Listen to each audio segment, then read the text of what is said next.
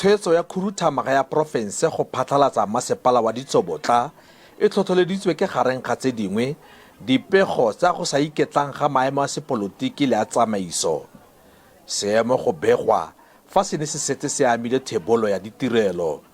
Komiti ya Palamente e ka ga dipuso selegae e ne ya etela mmasepala dibeke di le 3 tse di fetileng. Maikaelelo e ne e le go utlwa maikutlo a baagi le batsaakarolo ba bangwe.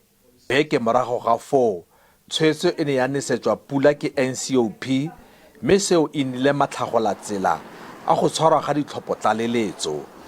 Khomishene ya Ditlhopo kana IEC mo profenseng ba setse ba itsisitse letlha la ditlhopho tlaleletso. Ditlhopho tlaleletso tsa mmasepala wa selegae wa Ditsobotla di šoletse go diragala ka Sedimonthole a tlhola malatsi a 14. Batlhophi botlhe ba re nang le bone mo lenaaneng la rona la batlhophi ga jaana ke 68,722 mme dikgoro tsone di-ward di 20 kgaolotlhopho di 100.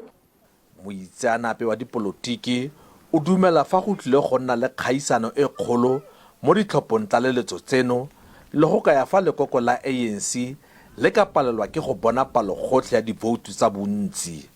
To me, it's not clear that they are going to achieve an absolute majority. What will, however, be very interesting is to see if the EFF can capitalize on the situation. It will also be a very big challenge for the Democratic Alliance to establish themselves here. I believe that the Freedom Front Plus will make some inroads specifically among the white supporters. Khabagare, ikwadiso ya batlhophi e solofetse go ka diragadiwa mo bokhutlong jwa beke ya kgwedi eno fa ikwadiso ya bontlhopheng yone e tlile go nna mo tshimologong ya kgwedi e latelang.